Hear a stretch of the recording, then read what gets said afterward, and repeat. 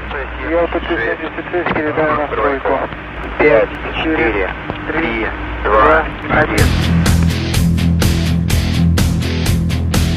All right, AK lead heads, welcome to the first installment of the Talking Lead AK Korner, presented by Pioneer Arms Corporation. And I am very excited to get this kicked off. And joining me today, we've got Ansel Robinson, a.k.a. you guys know him as Schwell. Schwell, welcome in. Well, thank you. Thank you. And Schwell is going to be joining me on our 12-part series learning about the AK-47. And our special guest today, we have none other than the carnivore himself, CJ Johnson. Hey, guys. How you doing? Welcome in, CJ. So CJ is wearing a new hat. CJ is the vice president over all of Pioneer Arms Corporation. And Pioneer Arms is based out of Poland. Well, I'm director of all U.S. Sales with the guns. I also work in a lot of the overseas contracts and stuff of procurement for those. Very cool. So CJ and Pioneer Arms Corp, thank you so much. I've been, for the past 3 years, this has been a mission, a goal of mine. I've been wanting to learn more about the AK-47. I have pretty much soaked myself with the AR-15, just drenched myself with AR-15 knowledge, and I know that you lead heads have heard a lot about it. And we've talked about the AK from time to time. We've kind of touched on it. But I want to get into some deep-rooted history and knowledge of the AK-47. This thing's been around. Was this the 71st anniversary of the AK-47 is this year. There are over, I think some stats I've seen is anywhere from 50 to 100 million AK-47 circulating around the world today in over 55 countries. So this is a very prominent rifle platform. And I think just having some common knowledge and some detailed knowledge would be awesome. And that's been my goal for the past 3 years, and that's what we're going to do in this 12-part series. We're going to be talking about the history of the AK-47 today. And then as we progress through our 12-part series, we're going to talk about the mechanisms, the actual working parts of the AK-47. We're going to dissect it, talk about the different parts. We're going to talk about the different variations of the AK-47. We're going to have professionals, experts, so to speak, come in and talk about gunsmithing, different philosophies of use, how it's used in different countries around the world, operation, different accessories, the ballistics of the AK-47. So anything and everything that you want to know, milled versus stamped. I know that's a big kind of, what's the difference? People don't know the difference between milled and stamped. So we're going to get into talking about that during this 12-part series as well. So once a month, we're going to be bringing you this awesome new segment, the Talking Lead AK Korner, presented by Pioneer Arms Corporation. And Schwell is going to be my co-host through the whole 12-part series. I'm looking forward to it. I love the opportunity to learn more about firearms. Well, anytime that we can do that is great. And, depending on how successful this is, we may pick another platform and do a 12-part series on that. But Schwell, introduce yourself for the lead heads who aren't familiar with you. Well, thanks for having me on the show and letting me be a part of this project, because it sounds exciting and I'm looking forward to it. But for those of you that don't know, I'm known as Schwell, and that falls in line with Schwell11, which is my YouTube channel. But I'm retired air traffic controller of the United States Air Force. I've been retired for about 11 years now, but I spent 12 years in the Air Force doing air traffic control, and I enjoyed it a lot until a growth on my spinal cord ended my career and my ability to talk to planes and continue with that passion. And I started off in the aerospace industry. I got my degree in aerospace, started off pro pilot, went admin, and I did a little bit of air traffic control training. I never actually had a job in air traffic control, but I've been up in those towers, and man, I don't see how you guys handle all that stress. Holy cow.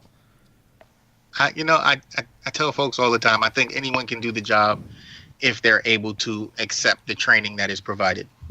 Right. I think it's like one of the top 10 stress-related jobs there is.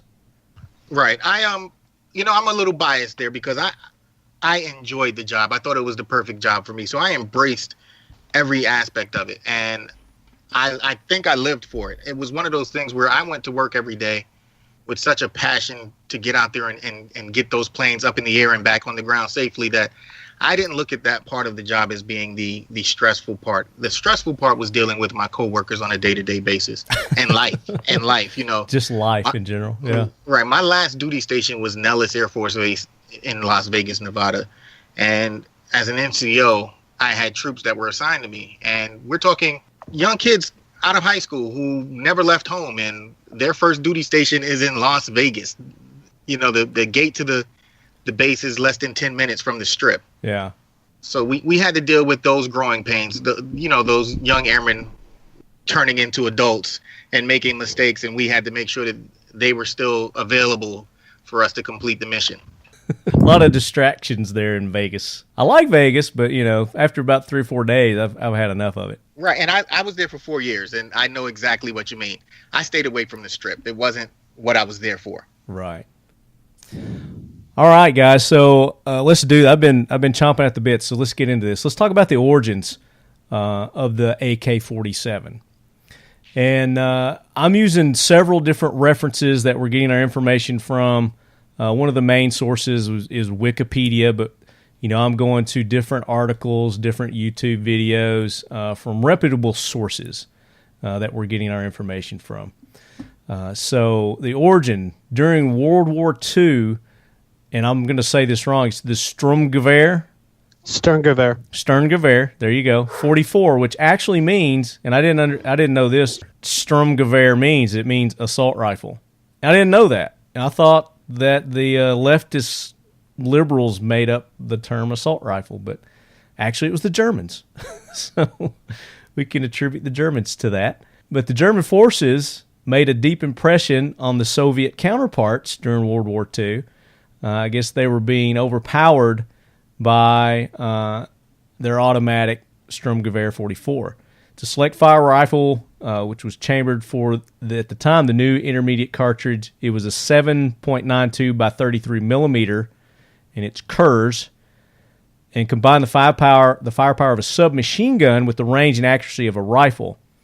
On July 15th, 1943, an earlier model of the Sturmgewehr was demonstrated before, and at the time it was the People's Commissariat of Arms of the USSR. The Soviets were impressed with the weapon and immediately set about developing an intermediate caliber fully automatic rifle of their own. So that's kind of what spurred them to want to replace, at the time they were using the PPSH-41 submachine guns and the Mosin Nagant bolt action rifles. And not even all of their soldiers, I think like 1 in 3 might have been carrying the PPSH-41 submachine gun and the Mosin Nagant rifles. So not only were they outdated weapons, but they didn't really have enough to outfit their entire army. So they were getting their asses kicked basically by the German forces in World War II.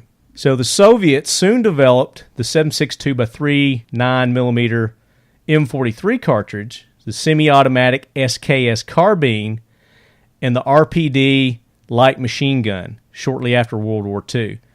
The Soviets developed the AK-47 rifle, which would quickly replace the SKS in Soviet service. In the 1960s, the Soviets introduced the RPK light machine gun and an AK-47 type weapon with a stronger receiver and longer heavy barrel and a bipod that would eventually replace the RPD light machine gun.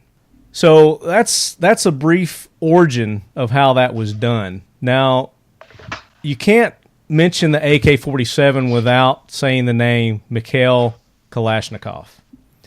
He is the inventor, the designer of the AK-47.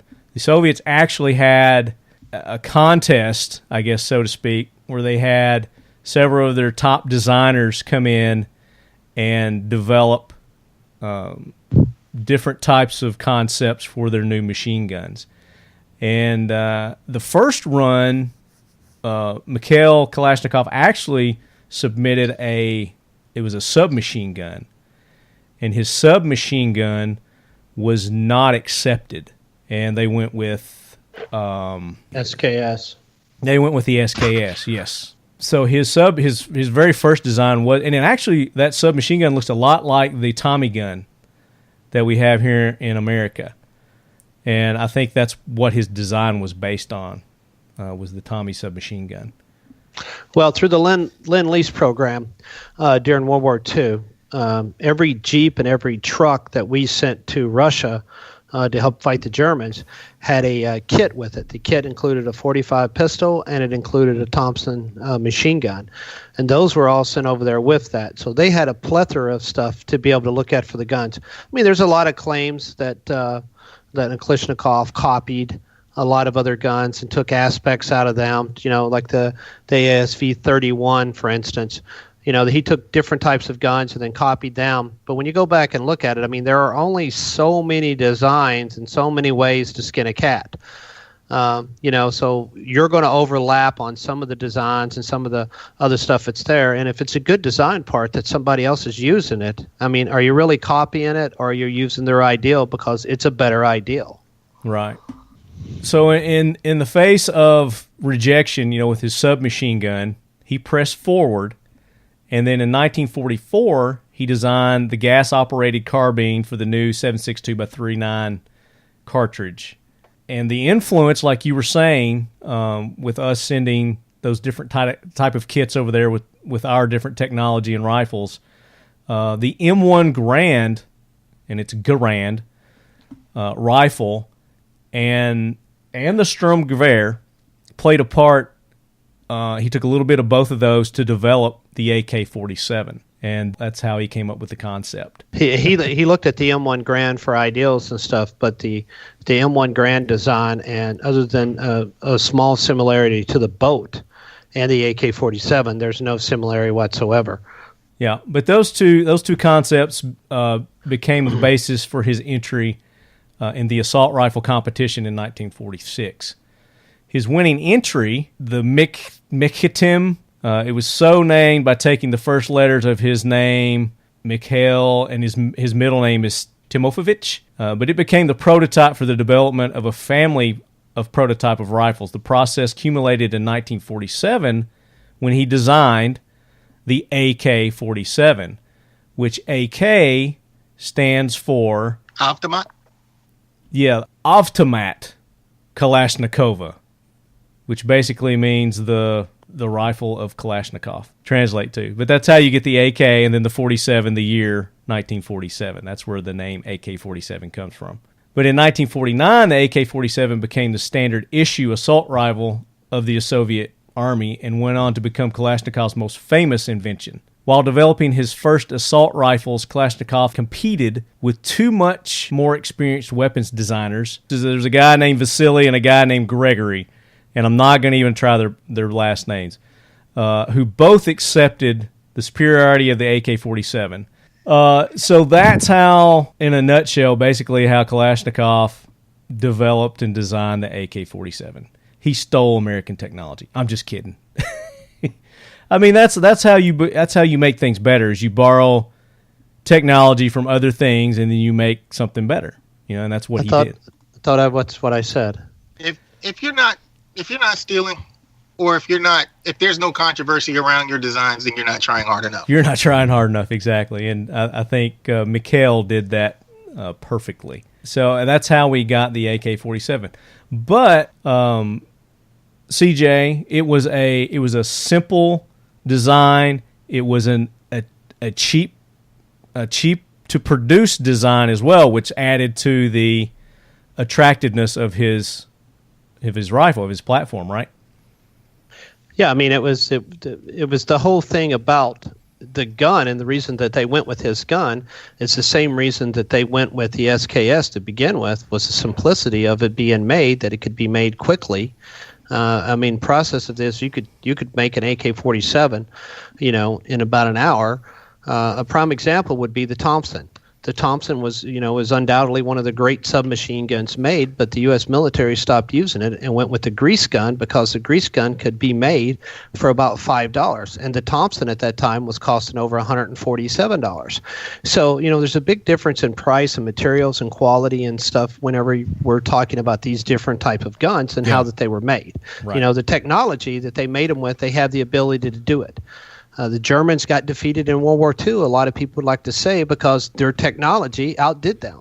The Tiger tank and the Tiger II was the greatest vehicle that the world had ever seen at that time period, but it had too many hours in it. The Germans just could not step back on their technology and just build something that was good enough. It had to be the Vest.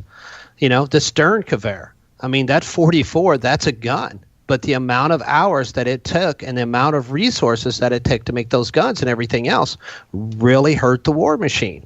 So when you come in with the AK-47, and it's the most popular gun in the world that's been sold, I think somebody come up with a number of there's like 60 AKs for every human being on Earth. Yeah, like I said, there's estimations of 50 to 100 million. The AK-47 was never designed as a long-range rifle. It was designed for Soviets' tactics. And Soviets' tactics were basically to get online and to move forward because they had the manpower. And that's the way that they had went forever. The people that were stationed in Germany during the Cold War, they can all tell you about the onslaught that they were expected to do. Hundreds of tanks and hundreds of armored vehicles and hundreds of thousands of troops that would be online just all firing and moving forward, using the World War II tactics they had. And it's led in developments to where, the gun improvements have come up, and there's been changes to the original design for the AK that's made a difference in the guns that we have today. Right, which originally his first was a stamped, and we're going to get into that in some later episodes, stamped versus milled. So they start off with the Type 1 AB, which was a stamped receiver for the AK-47, and it was produced in 1949. The 1B was modified for an underfolding stock with a large hole present on each side to accommodate the hardware for the underfolding stock. So they ran into some issues with the underfolding stock. So they started off with the stamped receivers, which the stamped, which we'll get into in a later episode, is the cheaper, more cost-effective way to produce the AK. But then they decided that they wanted to switch over to the milled receivers. I think it was around 1951, and they call that the Type 2AB, was when their first milled receiver was made, and it was from steel forging.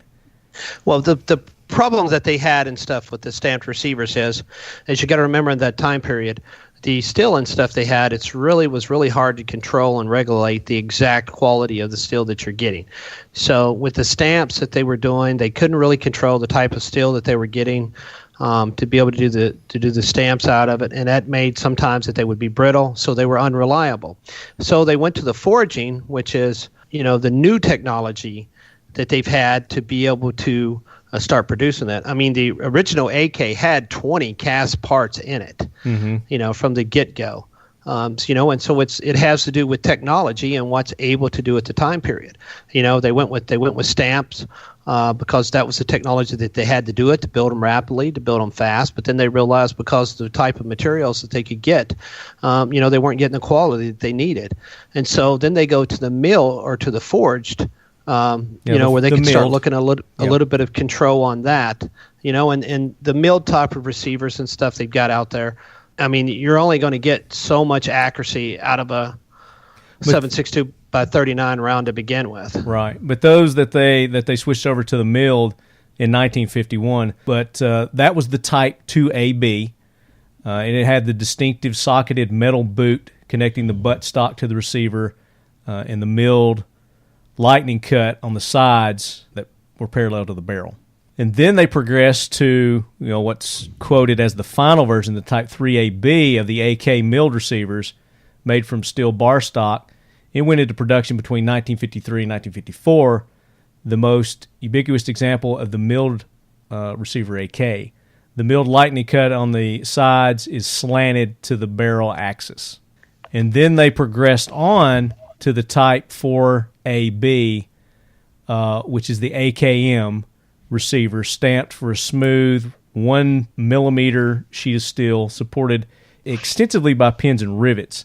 It went into production in 1959, and this is the actual version that went to Vietnam and gave the Americans such a pain in the ass.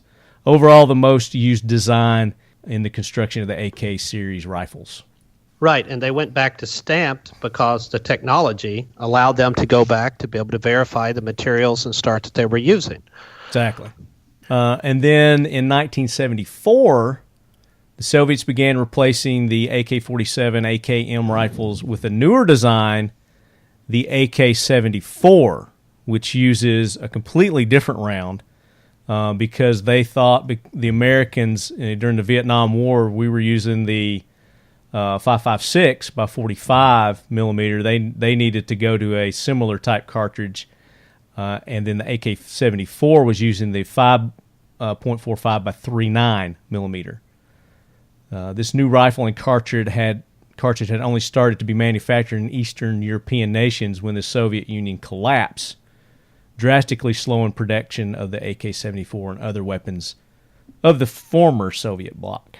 Well, I mean, it goes that the 74 is just a variant of the 47.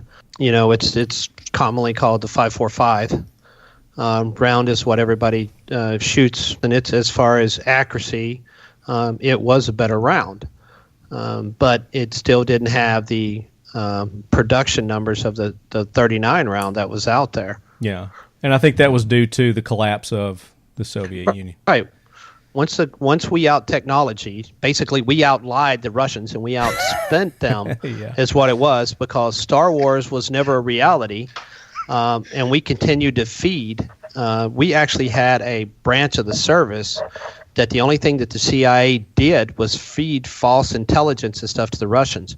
Like the space shuttle, the exact space shuttle that they had a copy of ours, we actually fed them all of the documentation and everything else for that space shuttle for them to be able to build it completely, except we did not give them the technology that we were using, the ceramic tiles and stuff on it for the re-entry. That's the reason their space shuttle went up one time, came back in remote control, and brought it back in, and it scarred the hull so bad and everything else, the Russians couldn't figure out how to come back through the atmosphere. The whole plan with the CIA was for them to do their space shuttle like ours, and theirs to burn up and re-entry. Misinformation, yeah. Misinformation. But I mean, they're This is why I love having you on the show, CJ. I mean, you've got all these secret tidbits. Useless information. Party favors. I wouldn't call it useless information. It's very useful information. He's a walking Jeopardy champion. He very which is.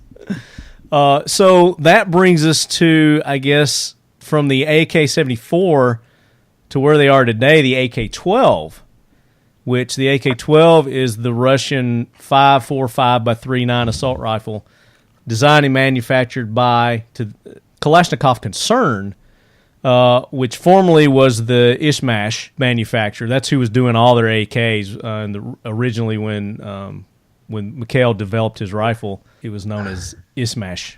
It's a huge manufacturing. It's like Nissan is here in Tennessee. It's like a city of its own. That's all they develop are weapons. It's pretty cool. Before we transition to the AK-12, one thing that I'm extremely impressed with is we're talking about something that was developed in released in 1947 and hasn't changed a lot in the decades. And we're now the commercial segment of the firearms industry.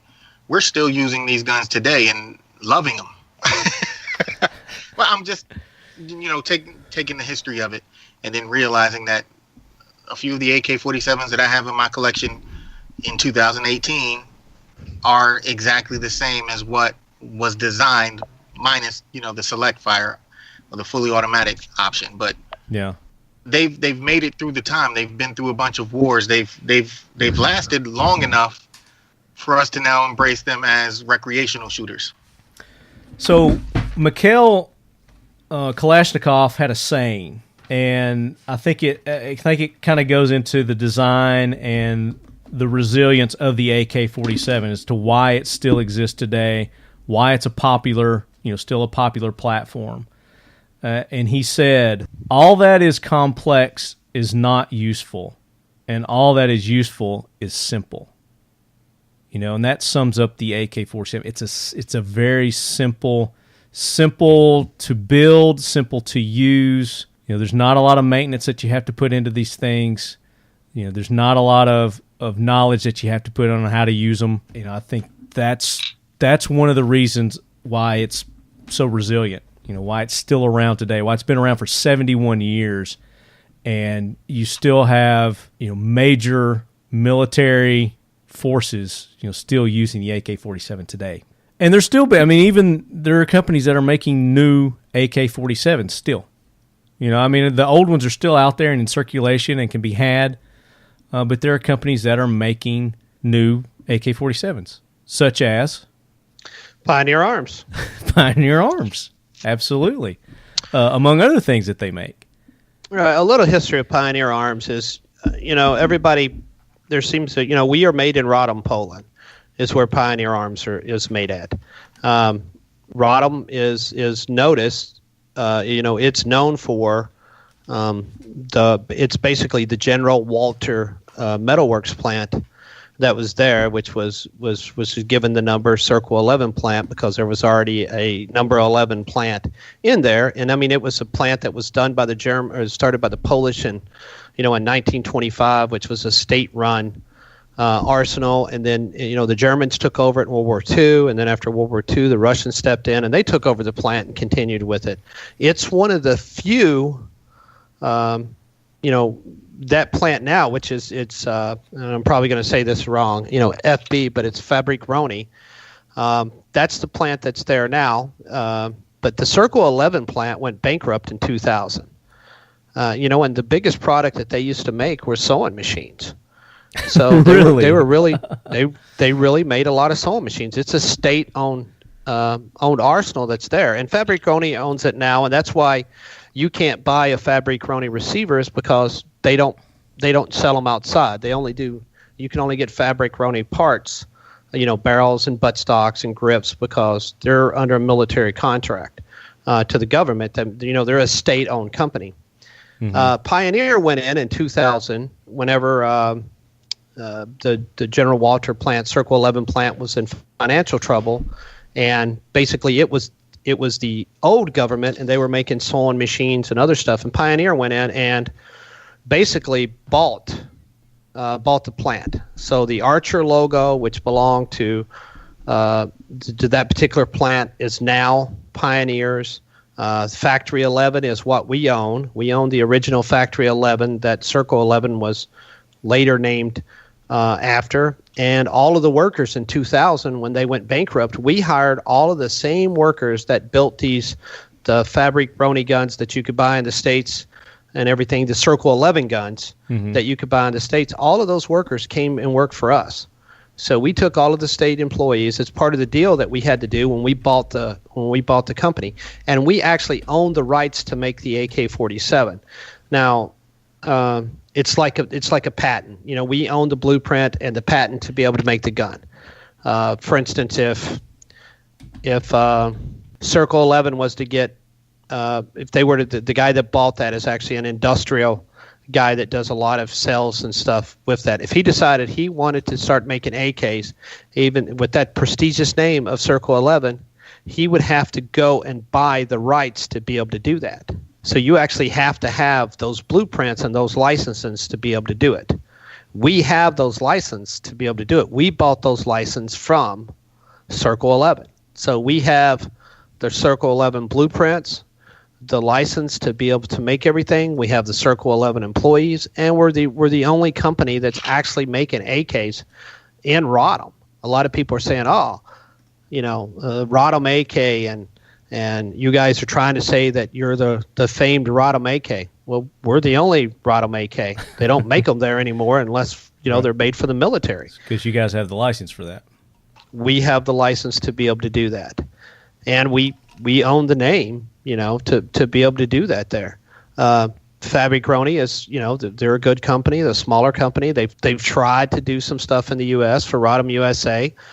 I wish those guys luck. I mean, we need more AK companies out there because, as the technology and stuff changes, you have to step your game up, to put better products out there. And the more companies that we have, the more competition that we have, the better that it's going to make us, and it's going to make the other companies that's out there also. Right. So it's just like the AR-15 market. There's so many of them out there, and the competition's so stiff that if you're not bringing something new and innovative to the table, then you're not going to last. Well, that's the reason that we, that I approached you, and we sort of talked about this idea, and you were like, wow, I've been wanting to do this for a long time, is because I don't want this to be just talking about Pioneer. I want this to be also talking about all the AKs and stuff that we have on the market, the different products that are out there. You just won't have the Pioneer stuff going back and forth on it. I mean, we'll have Century in here. We'll have guys coming in from, Palmetto State, from, Arsenal, from the other companies that are making AKs. We want to get their guys' opinion and stuff on it too for the products that are being made. Exactly, and that's what it is. This is not going to be a biased show, guys. Everybody, we're not going to badmouth anybody either, but we're going to get other companies, just like CJ said. They're going to talk about the way that they do their AKs, their opinion on the AK market. Kind of get their spin, get their what they're getting, as far as pulse wise, as far as the AK market goes. But this is an educational show. And we're not, like I said, we're not going to badmouth. We're not going to talk down other companies. Everybody's going to have an opportunity to, showcase their thoughts, their ideas about the AK. And that was one of the stipulations. And I greatly appreciate you and Pioneer Arms giving us this opportunity to do this. And I know that the AK lead heads out there do too. There's tons of different manufacturers that are doing it different ways. And technology has changed as far as how the AKs and stuff are made. People are going to say, "Oh, milled is so much better than stamped." Yeah, milled better than stamped. And it goes back and forth to really what you're looking at the technology level and what you can control in the technology. Right, and it's ultimately your decision on what you feels better. It's a personal preference kind of thing, but we're going to bring you the information. You're going to make your own decisions on what's best, what's right for you. But we want your feedback, guys. If there's something particular that you want to know about, you want us to talk about, send me an email, talkingled@gmail.com. In the subject, put AK Korner, so I know, because I get a lot of emails from you lead heads from our regular show as well. So that way I can quickly discern what the information is going to be about. And then we'll address those on the show. We'll get the experts on here. We'll try to get that product in, get hands-on with it if it's something in particular. But yeah, we want you. This is an interactive show, so we want you lead heads to take part. Well, one of the things that's getting ready to change in the industry that we've started to change, and we're catching a little flack over it, is chrome line barrels. Mm-hmm. Everybody wants to go with the chrome line barrel versus, something that's nitrated. When you go back and you look at the actual data, the nitrate is better for the chrome line, but it's hard to get past that. It's kind of like the Glock. The Glock came out with the polymer lower, mm-hmm. and everybody was like, oh my God, don't put your gun next to the fire. It's going to melt and all this other stuff. And don't let your dog eat your gun. Yeah. All of this stuff come up about that. And now everybody started to go with polymer for their lowers. It's the technology that's able to do it. And one of the reasons that we are not doing the chrome line barrels is due to the fact of the environmental constricts that we have in Poland right now. The chrome line has so many carcinogenics whenever you produce that it does a lot of damage to the environment. And so that's one of the reasons that we've sort of stepped away from doing that. I mean, we have the melanite on the outside, we're the nitrate barrels on the inside, which you look at the data and everything else on it, the nitrate barrels work better. And we could go and we could talk about military guns, but, Pioneer, the guns that we're selling on the civilian market, they aren't military guns. They're not designed to be converted to full auto and to shoot 15 magazines through to see when the gun's going to blow up. I mean, the gun's not designed to be able to do that. Yeah. It's And now- designed to be a recreational shooter, to go out and have fun with the gun. It's absolutely built at the same design that the military guns are. It's built off the same material. It's built off the same specs all the way across the board on it. Yeah. CJ, give them the website that the leadheads can go to for Pioneer Arms Corp and check out your line of firearms there, including your AKs. Yeah, our website is pioneer.pack.arms, and you guys can go there and check it out. As far as the guns we're making, we are really, before we started making AK, we made custom coach guns, and a lot of people are still really like the coach guns and stuff that we make, and there was a lot of man hours and quality and stuff inside of the guns, and we're not really producing those right now. We have the PPS 43s. We have the PMC 63s. We're making the Sporter rifles that we're bringing in, and James Rivers is converting them into the AKs, with the 922 compliance. And we're also making the AK pistol 7.62 by 39. We're bringing those in. The help up. So we're also doing that, and we just got our approval back for the ATF for our help up in 22 and our Sporter in 22. So we'll have an AK pistol in 22, and also one in a rifle in 22 in the Sporter version. And we are working on our 7.62, or not our 7.62, but our 9x39 pistol that we'll be bringing in shortly. Very cool. So again, that website is Pioneer, PIONEER-PAC.com, guys. Go check them out. You're not going to be disappointed in the products that they are importing into the good old US of A. And it's companies like Pioneer Arms that are able to bring us some of these hard-to-get firearms, and we greatly appreciate that. So thank you, CJ. Thank you, Schwell, for our first episode of the Talking Lead AK Korner, brought to you by Pioneer Arms Corp. In our next episode, we're going to focus on the parts of the AK-47. So we're actually going to dissect an AK-47, and like I said, we'll probably get into talking about the stamped versus milled and the pros and cons of those. I think this is going to be a great learning experience, not only for myself and you, Marty, but I think a lot of questions will be answered and a lot of things will be pointed out and shared with the listeners. And I think everybody should be as excited as I am right now, because I'm very excited about what's going to happen here. But yeah, I'm right on. I'm tracking with you, Swell. I'm really excited about this. Like I said, I've been wanting to do this for the past 3 years, and I really appreciate the opportunity from you guys and from Pioneer Arms Corp in making this happen. And I know a lot of the lead heads are also excited. So again, lead heads, send in your questions, your comments, topics that you want us to cover about the AK-47. If you've got maybe a certain individual that you want us to have on, we'll take your suggestions. Now, what I don't want is I don't want any emails bashing, talking trash about another manufacturer. This is better than that. I mean, your opinions are welcome, and I welcome those, and I'll read them. But we're looking for, this is an educational show, so we're wanting to educate.